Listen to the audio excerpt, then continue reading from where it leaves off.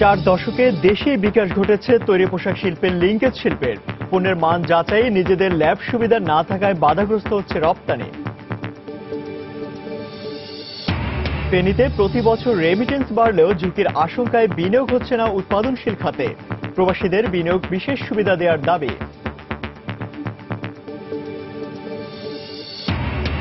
দখল আর দূষণে মৃতপ্রায় ঢাকার আশপাশের 4টি নদী। ব্যর্থ হচ্ছে উচ্ছেদ অভিযান, বন্ধ হচ্ছে না বর্জ্য ফেলা। এবং বরগুনায় জলবায়ুর বিরূপ প্রভাব মোকাবেলায় কোনো কাজেই আসছে না বনায়ন প্রকল্প। বনায়নের নামে চলছে পুকুর চুরি, কোটি কোটি টাকা লোপাটের অভিযোগ।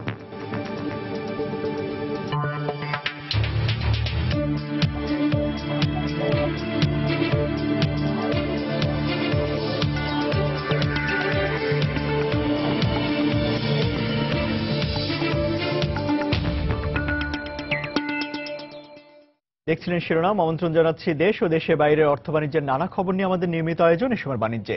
আর আপনাদের সঙ্গে আছি আমি ইমতিয়াজ আহমেদ। দর্শক, অন্যান্য খবরের পাশাপাশি আজ আমরা আলোচনা করব দেশের পোশাক শিল্পের ব্যাকওয়ার্ড লিঙ্কেজের ব্যবসা নিয়ে।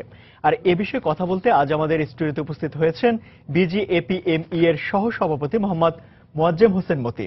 জনাব মোয়াজ্জেম হোসেন মতি, সময় স্টুডিওতে আপনাকে স্বাগত জানাচ্ছি। ধন্যবাদ আপনাকে। আপনার সঙ্গে এ বিষয়ে আমরা আলোচনা করব, তার আগে সংশ্লিষ্ট অন্যান্য কিছু খবর জেনে আসছি। অবশ্যই।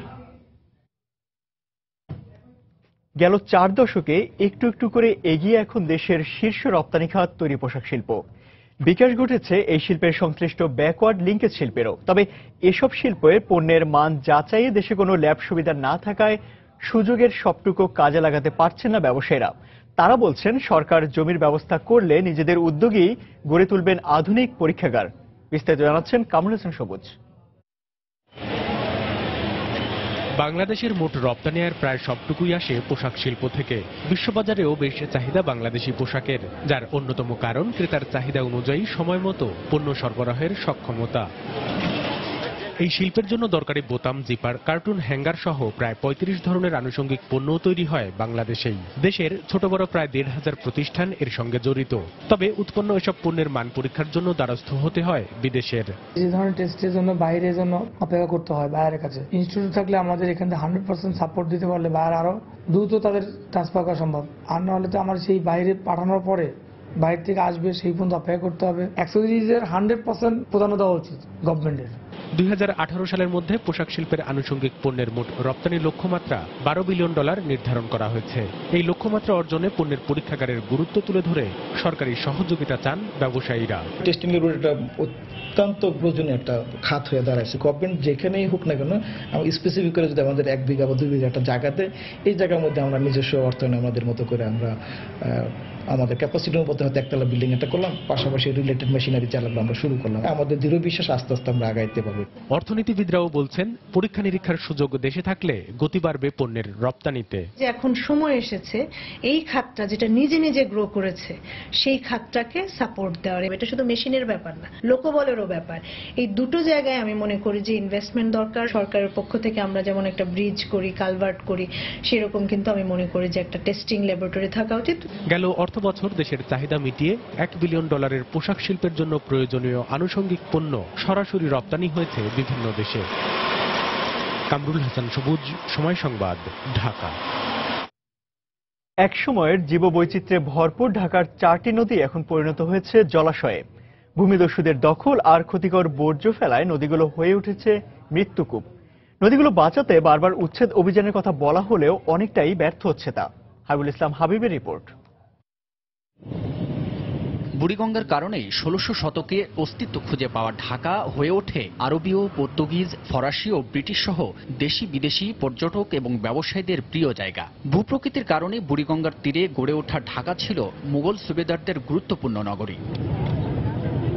নদীগর্ভে যে শহরের জন্ম, সেই ঢাকা এখন বুড়িগঙ্গা তুরাগের বড় শত্রু। বর্জ্য আর কলকারখানার রাসায়নিকে নদীর প্রায় 95% পানি বিষাক্ত হয়ে পড়েছে। শীতকালে এমনই ভয়াবহ হয়ে যায় যে পানির যে কিছু বৈশিষ্ট্য আছে, সেই বৈশিষ্ট্যর যে মাত্রা তার চেয়ে 2-3 গুণ বেশি বিচ্যুতি ঘটে। গবেষণায় দেখা যায় বুড়িগঙ্গা ও শীতলক্ষার 40% পানির দূষণ হাজারীবাগের ট্যানারি শিল্পের বর্জ্য থেকে, 30% সিটি কর্পোরেশন ও ঢাকা ওয়াসার বর্জ্য, 10% পলিথিন ইটভাটা ও জাহাজ ভাঙা শিল্প থেকে আর ২০ শতাংশ অন্য বর্জ্য থেকে। অনুসন্ধানে দেখা যায় প্রতিনিয়ত দখল করে বালু ফেলায় ক্রমেই ছোট হচ্ছে নদীর আয়তন। শুরুতে ব্যবসার নামে দখল, এরপর গড়ে তোলা হয় বড় বড় স্থাপনা। এছাড়া প্লাবন ভূমির একটি বড় অংশে তৈরি করা হয়েছে ইটভাটা।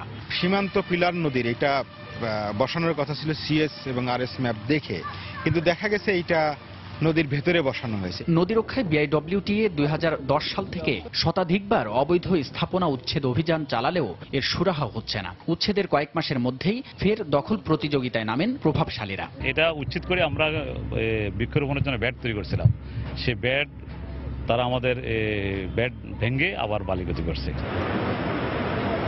অবৈধ দখল আর অপরিকল্পিত বর্জ্য ব্যবস্থাপনার কারণে এই নদীগুলো এখন অনেকটাই মৃতপ্রায়। তবে বিশেষজ্ঞরা বলছেন, যদি এখনই কার্যকরী পদক্ষেপ নেওয়া যায় তাহলে এই নদীগুলো রক্ষার পাশাপাশি রাজধানী ঢাকায় হয়তো হতে পারে একটি আধুনিক নগরী। হাবিবুল ইসলাম হাবিব, সময় সংবাদ, ঢাকা। এবার দুর্গাপূজার খবর। আজ মহা অষ্টমী। মহা অষ্টমীর মূল আকর্ষণ কুমারী পূজা। এই মুহূর্তে রাজধানী ও চট্টগ্রামের রামকৃষ্ণ মিশনে আছেন রিপোর্টার পারমিতা হিম ও কমল দে। কুমারী পূজার খবর জানতে চলে যাচ্ছি তাদের কাছে। প্রথমে যাব পারমিতার কাছে। পারমিতা,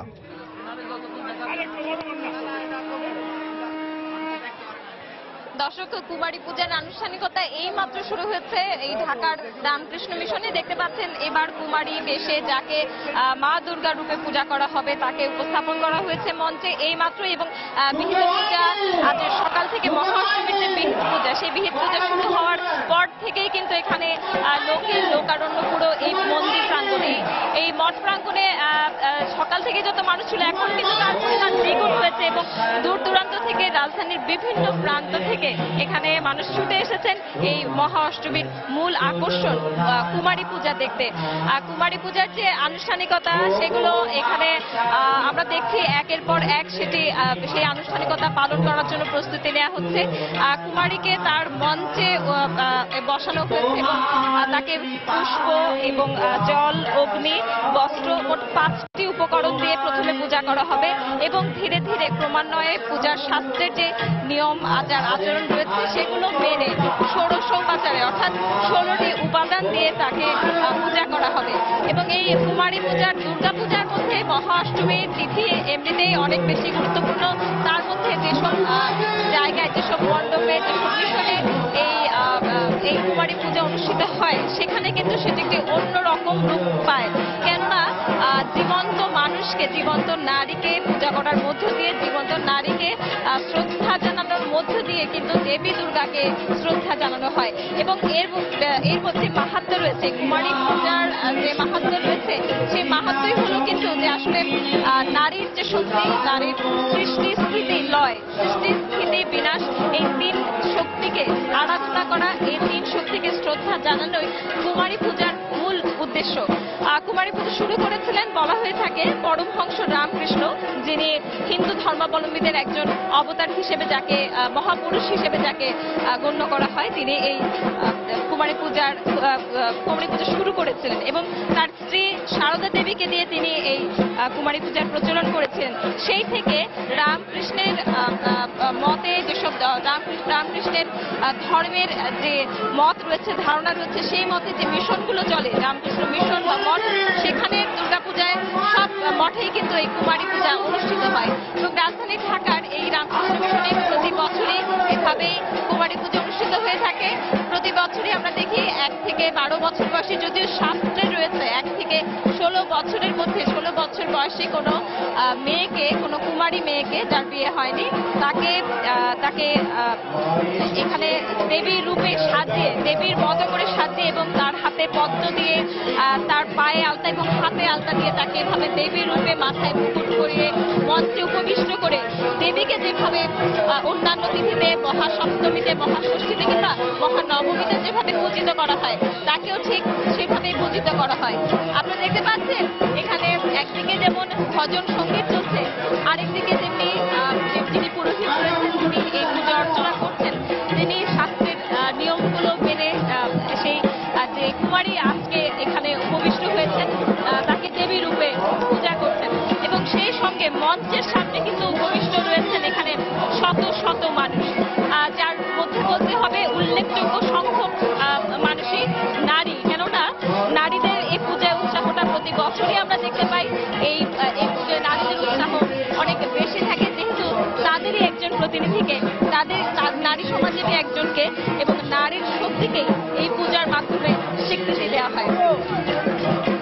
দর্শক, 40 মিনিট ধরে এই পুজো চলবে, যেহেতু ঠিক 11টায় এই কুমারী পুজো শুরু হয়েছে, তো বোঝাই যাচ্ছে 11টা 40 মিনিটের মধ্যে হয়তো এই পুজো শেষ হবে এবং তারপর এখানে ভক্তরা উপবাস রেখেছেন, তারা কিন্তু অঞ্জলি নিয়ে এরপর প্রসাদ নেবেন। এই রামকৃষ্ণ মিশনেই তাদের জন্য প্রসাদের বিতরণের ব্যবস্থা করা হয়েছে। তো এই যে ঢাকার রামকৃষ্ণ মিশনে যে কুমারী পুজো অনুষ্ঠিত হচ্ছে তার খবরাখবর আমি জানালাম। চট্টগ্রামে রয়েছেন, চট্টগ্রামে দুর্গাপূজা মণ্ডপে রয়েছেন সহকর্মী কমল দে। এবার চলে যাব তার কাছে। ধন্যবাদ পারমিতা। 6 দিনব্যাপী দুর্গা উৎসবের আজ মহা অষ্টমী।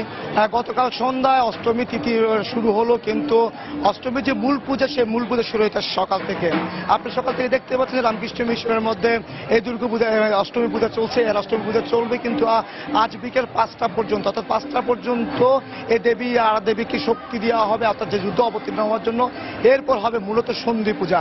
আর যে অষ্টমী পূজা যে অংশ, সেই অংশ শুরু হয়েছে সকাল 8টায়, এখনো সে পূজা চলছে এবং দুপুর পর্যন্ত এই অষ্টমী পূজা চলবে। এরপর দেওয়া হবে মহা অঞ্জলি এবং মহা অঞ্জলির পর দেওয়া হবে মহাভোগ। এরপর কিছুক্ষণ বিরতির পর এবং অষ্টমী তিথি শেষ এবং নবমী তিথি শুরু, অর্থাৎ যে সন্ধিক্ষণ পঞ্চমী পঞ্জিকা অনুসারে 5:19 মিনিট, সে 5:19 মিনিটে পুষ্পাণ্ড বলিদানের মাধ্যমে শুরু হবে সন্ধি পূজা। অর্থাৎ বলা হয়ে থাকে সপ্তমী তিথিতে নবপত্রিকার মাধ্যমে মা দুর্গাকে আহ্বান জানানো হয়েছিল পৃথিবীতে। এরপর মা দুর্গার বন্দনা করা হয়েছে, আহ্বান জানানো হয়েছিল।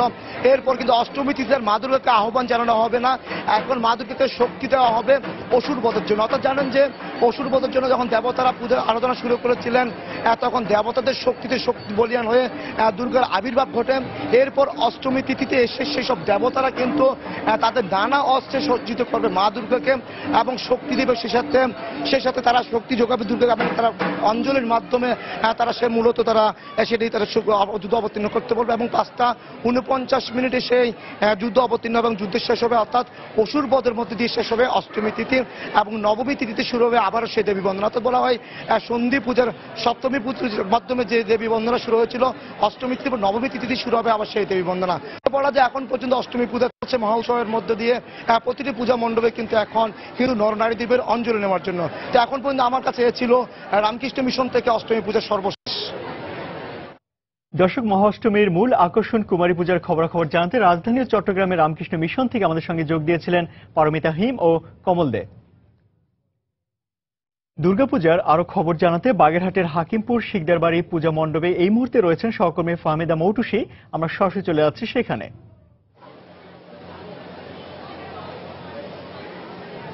আজ সবাইকে জানাচ্ছি শারদীয় দুর্গোৎসবের শুভেচ্ছা এবং আজ মহাষ্টমী। এই বাগেরহাটের হাকিমপুরের শিকদার বাড়িতে যে দুর্গাপূজা চলছে সেখানে কিন্তু মহাষ্টমীর যে সব আনুষ্ঠানিকতা রয়েছে তা শুরু হয়ে গেছে এবং পুরোহিত আমাদেরকে যেমনটা জানাচ্ছিলেন যে এখানে কিন্তু মহাস্নান অনুষ্ঠিত হয়েছে এবং মহাস্নানের যে কার্যক্রম আছে সেসব সম্পন্ন হয়েছে। অর্থাৎ মহাস্নান বলতে দেবীর সামনে কিন্তু একটি আয়না রেখে তার প্রতিবিম্বে সেখানে শুদ্ধ পানি, মধু ইত্যাদি দিয়ে গোসল করানো হয় এবং মহাস্নানের যে আনুষ্ঠানিকতা সে সম্পর্কে আসলে যেমনটা বলা হয় যে আসলে দেশের কৃষিজ সম্পদ, বনজ সম্পদ, খনিজ সম্পদ, সব ধরনের সম্পদের যাতে বিস্তার ঘটে এবং আসলে সব ধরনের সম্পদের যাতে বৃদ্ধি হয় সেই জন্য কিন্তু এই মহাস্নান করানো হয় এবং মহা অষ্টমীর যেসব আনুষ্ঠানিকতা রয়েছে তা জানার জন্য আমরা এখানে কথা বলবো। একজন পুরোহিত রয়েছেন তার সঙ্গে। আজকের মহাষ্টমীর যেসব আনুষ্ঠানিকতা রয়েছে আপনি যদি একটু বলতেন কি কি হবে আজকে? মহাষ্টমীতে আগে মহাস্নান আছে, তারপরে মায়ের পূজা, সবার পূজা আছে সবাইকে, তারপরে মন্দিরে যত অভিমন্ত্রিত দেবতা আছে তাদেরকে পূজা করা হবে। তারপরে আছে বিকালে দুপুরে কুমারী পূজা, কুমারী পূজার পরে সন্ধ্যায় সেই যে আসল যে জন্য আমরা দুর্গা পূজা করে থাকি সেই মহিষাসুর বধ, সেই সন্ধিক্ষণ, সেই সন্ধিক্ষণে আজকে সেই সন্ধি পূজা হবে আজকে সেই মহাষ্টমীর। এই আর তারপরে সন্ধ্যা আরতি আছে আজকে রাত 10টা অবধি সব কাজ, মানে কোনো ফুরসত নাই। দর্শক, আমরা কথা বলছিলাম এখানকার পুরোহিত চম্পক কুমার চ্যাটার্জি তার সঙ্গে। তিনি বলছিলেন যে আজ দুপুরে কিন্তু মহাষ্টমী পূজার যে মূল আকর্ষণ কুমারী পূজা তা কিন্তু আজ দুপুরে অনুষ্ঠিত হবে এবং তার পরবর্তীতে পর্যায়ক্রমে আসলে যেসব আনুষ্ঠানিকতা রয়েছে এবং যেসব আচার অনুষ্ঠান রয়েছে তা কিন্তু আসলে আস্তে আস্তে করা হবে এবং মহাষ্টমীর যে শুরু এখানে কিন্তু দেখতে পাচ্ছি দর্শক যে সকাল থেকেই ভক্ত দর্শনার্থী এবং অন্যান্য সব ধর্মাবলম্বীর মানুষের ভিড়ে কিন্তু আসলে এই জায়গাটা মুখর হয়ে উঠেছে এবং বলে রাখি যে এখানে কিন্তু এখন শঙ্খধ্বনি কাঁসার ঘণ্টা ইত্যাদি দিয়ে আসলে পূজা সম্পূর্ণ করার চলছে এবং বলে রাখি যে মহাষ্টমী পূজার যে আনুষ্ঠানিকতা অর্থাৎ মহাস্থানের মধ্য দিয়ে কিন্তু মহাষ্টমী পূজার আনুষ্ঠানিকতা শুরু হয়ে গেছে এবং আপনারা শুনতে পাচ্ছেন যে মন্ত্রপাঠ কিন্তু চলছে। এই দর্শক, বাগেরহাটের হাকিমপুরের শিকদার বাড়ি দুর্গাপূজা মণ্ডপ থেকে এই ছিল এখনকার মতো সর্বশেষ।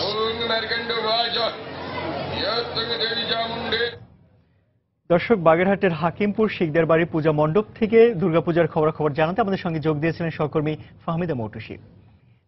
দর্শক, দেশের তৈরি পোশাক শিল্পের লিঙ্কেজ ব্যবসা নিয়ে সংবাদের শুরুতে আমরা একটি প্রতিবেদন দেখলাম, আর এই বিষয়ে এখন আমরা জানতে চলে যাচ্ছি BGAPME এর সহ সভাপতি মোহাম্মদ মোয়াজ্জেম হোসেন মতির কাছে। আমরা শুরুতে যে রিপোর্টটি দেখলাম সেখানে আমরা বেশ কিছু বিষয় দেখলাম যে তৈরি পোশাক শিল্পটা এখন রপ্তানির শীর্ষে রয়েছে, আর এর সঙ্গে সংশ্লিষ্ট যে অন্যান্য পণ্য একটা সময় ছিল সেগুলো আমাদের আমদানি করে চাহিদা মেটাতে হতো, এখন শুধু আমদানি নির্ভরতা কমেনি, এর সঙ্গে আমরা সেই সংশ্লিষ্ট অন্যান্য যে পণ্যগুলো রয়েছে সেগুলো আমরা রপ্তানিও করছি। বর্তমানে আসলে এই খাতের অবস্থানটা কি? বর্তমানে আমরা এই খাতে লাস্ট ফিসক্যাল ইয়ারে $6.1 বিলিয়ন আর্ন করেছি। ইনডাইরেক্ট এক্সপোর্টে আর ডাইরেক্ট এক্সপোর্ট এটার 20%, দ্যাট ইজ 1 বিলিয়নের উপরে। তো বর্তমানে আমাদের যে প্রোডাকশন এতে আমরা দেশীয় উৎপাদন এবং দেশীয় চাহিদা মিটিয়েও সরাসরি আমাদের মোট উৎপাদনের 20% রপ্তানি করছি। আচ্ছা, আমদানি নির্ভরতা কমিয়ে এখন আমরা নিজেরাই এটা উৎপাদন করছি, তো কিছু সমস্যার কথা বলা হচ্ছে যে পরীক্ষাগারের অভাব রয়েছে কিংবা সরকারি পৃষ্ঠপোষকতার কিছু অভাব রয়েছে, সেই জায়গাটা আসলে অবস্থানটা কি? আসলে আমাদের উৎপাদিত পণ্যগুলি আন্তর্জাতিক মান সম্পন্ন কিনা এটা যাচাইয়ের জন্য আমাদের বায়াররা টেস্টের জন্য বলে থাকেন যে আন্তর্জাতিক মান সম্পন্ন হয়েছে কিনা এটা আমাদের টেস্ট করার জন্য বিদেশে বিশেষ করে কোরিয়া, হংকং, চায়নাতে প্রেরণ করতে হয়, এমনকি সিঙ্গাপুরে প্রেরণ করতে হয়। এখানে প্রেরণ করা এবং টেস্ট করে আনিয়ে সময় সাপেক্ষ এবং ব্যয় সাপেক্ষ। এই জন্য আমাদের একটা অত্যাধুনিক ল্যাব প্রয়োজন আমাদের দেশে, সেটা আমাদের উদ্যোক্তাদের জন্য এককভাবে সম্ভব না। এখানে আমাদের সরকারি পৃষ্ঠপোষকতা হলে আমরা একটা আন্তর্জাতিক মানসম্পন্ন ল্যাব তৈরি করতে পারি, ফলে আমাদের দেশেই এই পণ্যটি আন্তর্জাতিক মানসম্পন্ন কিনা আমরা সার্টিফাই করতে পারবো এবং আন্তর্জাতিক ক্রেতাদের চাহিদা পূরণ করতে সক্ষম হব। সেই সাথে আমাদের সরকারি কিছু পলিসি সাপোর্ট দরকার, যেরকম আমাদের দক্ষ জনবল তৈরি করার জন্য আমাদের একটা ইনস্টিটিউট করা দরকার। আপনি জানেন আমাদের পার্শ্ববর্তী দেশ ইন্ডিয়াতে প্রত্যেকটি রাজ্য সরকারের অধীনেই এই প্যাকেজিং এবং অ্যাক্সেসরি সেক্টর ডেভেলপমেন্টের জন্য দক্ষ জনবল তৈরি করার জন্য প্যাকেজিং ইনস্টিটিউট রয়েছে। সেই জন্য আমরা প্রত্যেকটি বিভাগীয় শহরে না হলেও অ্যাটলিস্ট ঢাকা বা গাজীপুর কেন্দ্রিক হলেও একটি প্যাকেজিংয়ের দক্ষ জনবল তৈরির জন্য প্যাকেজিং ইনস্টিটিউট করা জন্য গভর্নমেন্টের নৈতিক এবং আর্থিক সহযোগিতা প্রত্যাশা করি। একটি পোশাক তৈরিতে তো বিভিন্ন ধরনের অ্যাক্সেসরিজের দরকার হয়, আসলে আমরা এখন এই মুহূর্তে বাংলাদেশ কোন কোন অ্যাক্সেসরিজ তৈরি করছে কিংবা রপ্তানিতে আসলে কি কি এখন অ্যাক্সেসরিজ বাংলাদেশ থেকে রপ্তানি হচ্ছে দেশের বাইরে? অ্যাকচুয়ালি আমাদের দেশ থেকে আপনি জানেন যে আন্তর্জাতিক বাজারে শুধুমাত্র প্যাকেজিং অর্থাৎ কার্টুন, বক্স এবং আনুষঙ্গিক প্যাকেজিংয়ে $600 বিলিয়ন মার্কেট রয়েছে। আমরা যদি এখানে আমরা আন্তর্জাতিক মার্কেটে অ্যাক্সেসরিজের 35টি আইটেম আছে আমরা বাংলাদেশে ইউজ করি, যেরকম প্যাকেজিং সেটা পলি, কার্টুন, ব্যাকবোর্ড, নেকবোর্ড, টিস্যু পেপার, বিভিন্ন প্রিন্টেড আইটেম, ফটো ইনলে, কলার ইনসার্ট, বাটারফ্লাই থেকে শুরু করে এমব্রয়ডারি থেকে শুরু করে এমন কোনো অ্যাক্সেসরিজ গার্মেন্টসের নাই যে আমরা তৈরি করি না। অর্থাৎ আমরা এখন সম্পূর্ণ শতভাগ স্বয়ংসম্পূর্ণ বাংলাদেশে। আগে এটা আপনি জানেন চায়না, কোরিয়া এবং হংকং থেকে আসতো, আমরা এখানে আমদানি না করে বৈদেশিক মুদ্রা সাশ্রয় করছি এবং রপ্তানি করে সরাসরি রপ্তানি করে আমরা $6.1 বিলিয়ন অর্জন করছি প্রতি বছরই। তো এখানে সরকারের যে পলিসি সাপোর্টগুলির কথা বললাম, দক্ষ জনবল তৈরি করতে পারলে আমরা কিন্তু সরাসরি আন্তর্জাতিক বাজারে প্যাকেজিং সেক্টরে আরও মার্কেট শেয়ার আমরা অর্জন করতে পারবো। সে $600 বিলিয়ন যদি আমরা 2% শেয়ার করতে পারি, তাহলেও কিন্তু আমরা $12 বিলিয়ন শুধু এই প্যাকেজিং থেকে আমরা অর্জন করতে পারি।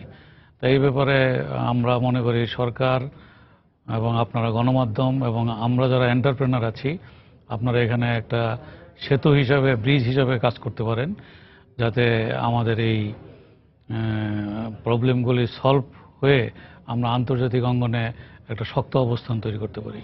আচ্ছা, এই মুহূর্তে আমরা আসলে সব ধরনের পণ্যই কি উৎপাদন করতে পারছি কিনা? কারণ আমরা জানি একটি পোশাকের অনেক কিছু অ্যাকসেসরিজ দরকার হয়। আমরা এই মুহূর্তে সকল পণ্যই আমাদের দেশে শতভাগ অ্যাকসেসরিজ পণ্য উৎপাদন করতেছি।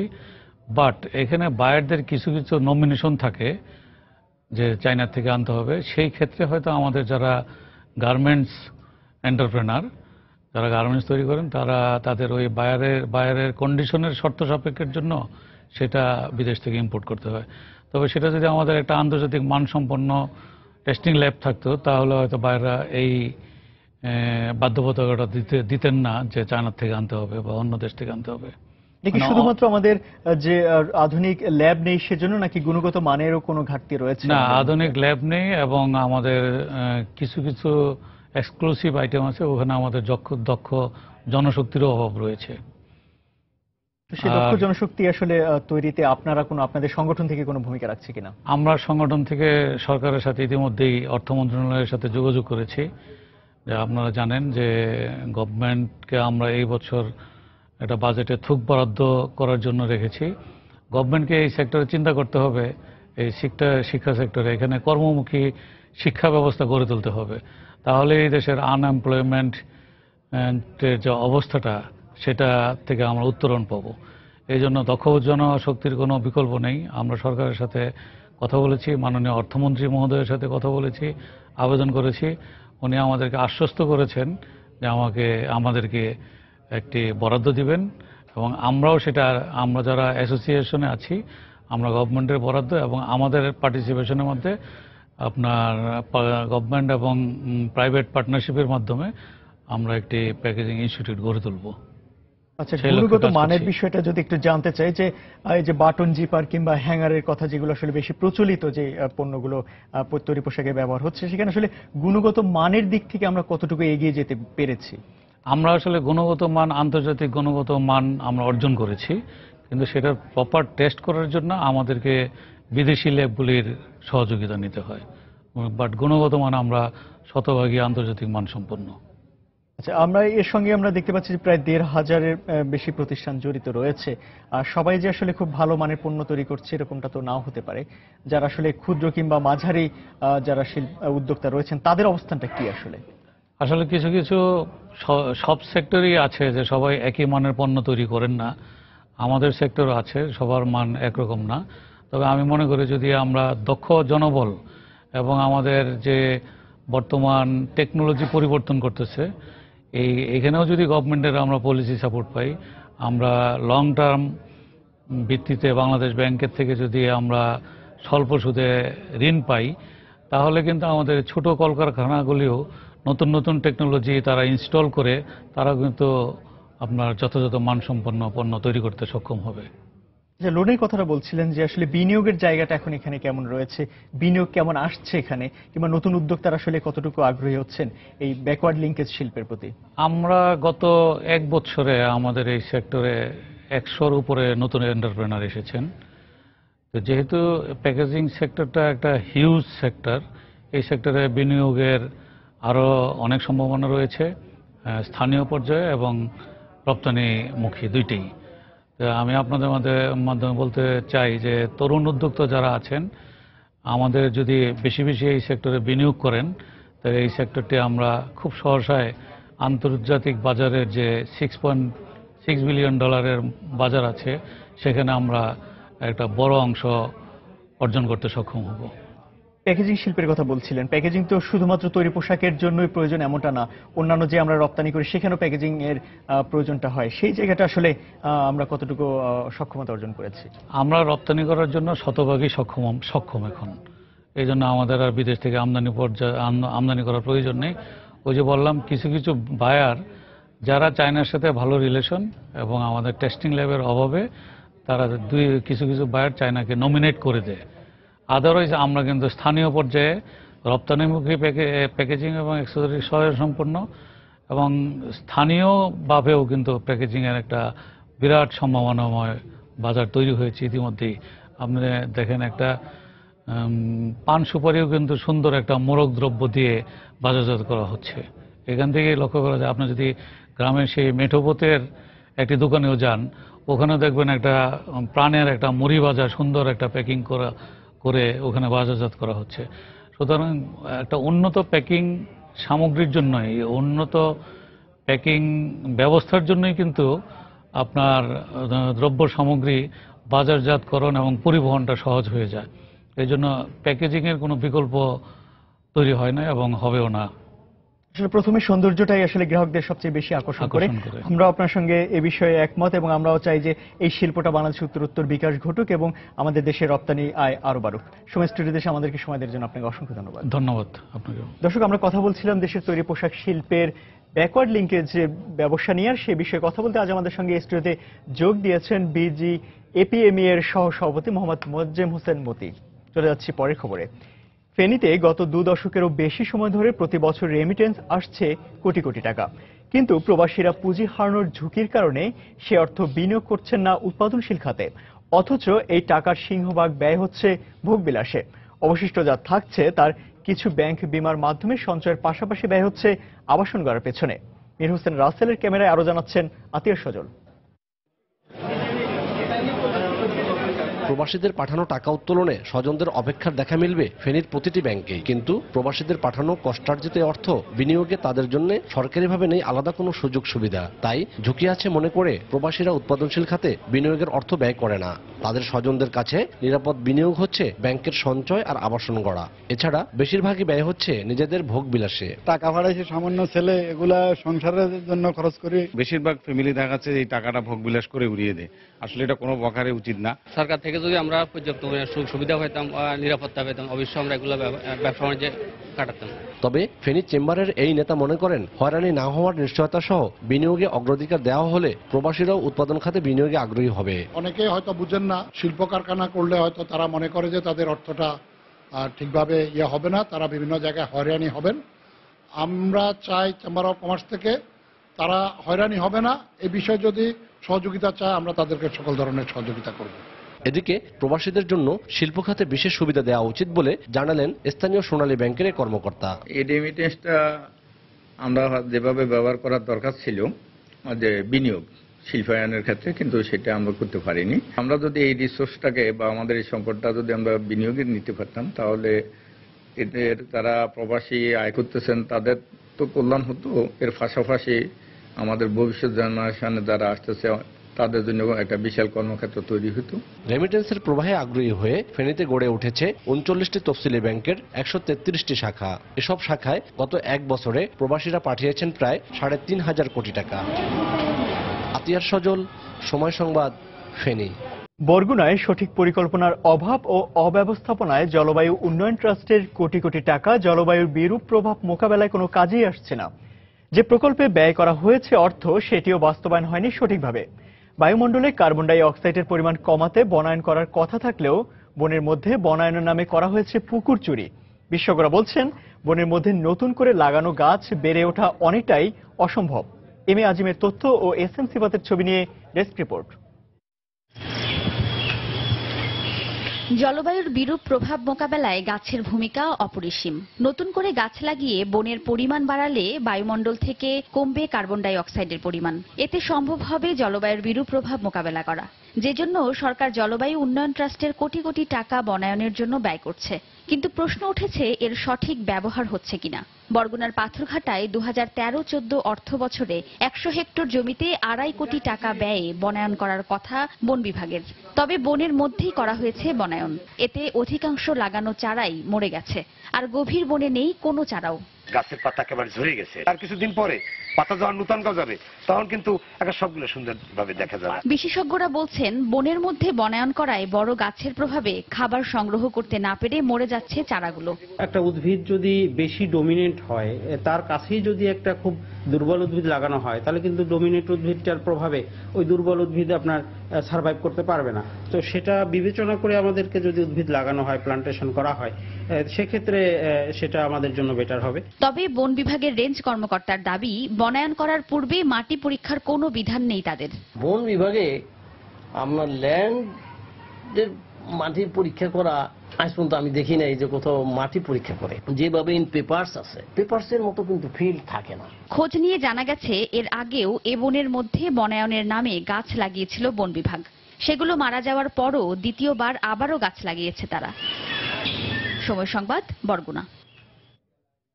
টাঙ্গাইলে সর্বক্ষেত্রে একটি রাজস্ব বান্ধব সংস্কৃতি গড়ে তোলার চলমান প্রয়াস বিষয়ক রাজস্ব সংলাপ অনুষ্ঠিত হয়েছে।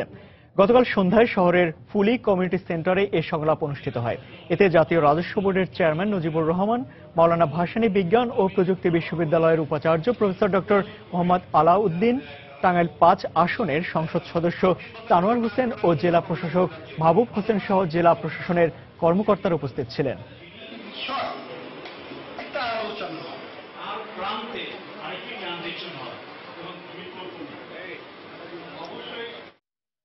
স্ট্যান্ডার্ড হিরো তৈরির লক্ষ্যে বাংলাদেশ আর্মির তত্ত্বাবধানে ফেয়ার অ্যান্ড লাভলি মেন নিয়ে এসেছে fair and lovely men channel i hero powered by Bangladesh army নামক প্রতিযোগিতা। গতকাল বিকেলে বসুন্ধরা সিটিতে শেষ হয়েছে 29 জুন থেকে শুরু হওয়া এই শো এর গ্র্যান্ড ফিনাল। অসংখ্য প্রতিযোগীর মধ্যে বিভিন্ন পরীক্ষার মাধ্যমে যাচাই বাছাইয়ের মাধ্যমে 20 জনকে এই ফাইনালে নেওয়া হয়। এরপর তৃতীয় রাউন্ডে সেরা 15 প্রতিযোগীকে বাছাই করা হয়। পরবর্তীতে 5 জনকে নিয়েই অনুষ্ঠিত হয় গ্র্যান্ড ফিনাল। প্রধান বিচারক হিসেবে উপস্থিত ছিলেন চিত্রনায়ক রিয়াজ ও অভিনেত্রী তানিয়া আহমেদ। এছাড়া কয়েকজন চলচ্চিত্র পরিচালক সহ বিভিন্ন ব্যক্তিত্বরাও উপস্থিত ছিলেন অনুষ্ঠানে।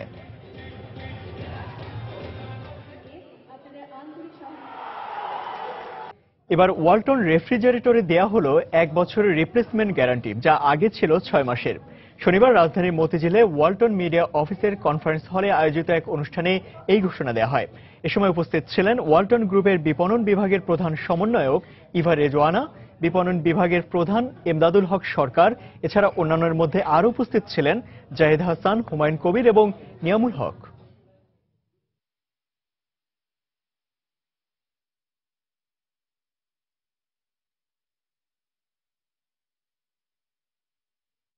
ফার্স্ট সিকিউরিটি ইসলামী ব্যাংকের ত্রৈমাসিক শাখা ব্যবস্থাপক সম্মেলন অনুষ্ঠিত হয়েছে।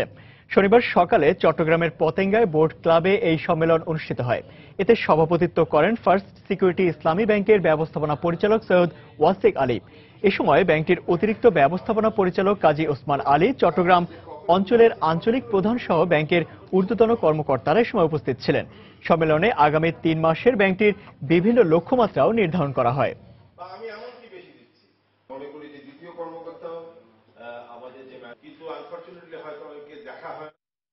মার্কেটিং জগতের পেশাজীবীদের দক্ষতা বাড়ানোর লক্ষ্যে অনুষ্ঠিত হয়েছে বাংলাদেশ ব্র্যান্ড ফোরামের 3য় ডিজিটাল মার্কেটিং সামিট। রাজধানী একটি হোটেলে ডিজিটাল মার্কেটিং এর রহস্য উন্মোচন শীর্ষক এই সম্মেলনে 4টি নির্দিষ্ট সেশন পরিচালনা করেন গুগল, আলিবাবা, এসএসডি টেক এবং ওয়েবেল এর মতো খ্যাতনামা প্রতিষ্ঠানের বিশেষজ্ঞরা। হুয়াওয়ের প্রতিযোগিতায় এ সম্মেলনে মূল প্রবন্ধ উপস্থাপন করেন ফেসবুক ক্রিয়েটিভ শপ এর ফার্গাস ও হেয়ার, আলিবাবা গ্রুপের মোহাম্মদ মেহেদি রেজা, গ্রে গ্রুপের সুরেশ রাম্মাস্বামী এবং IMRBর হেমন্ত মেহতা।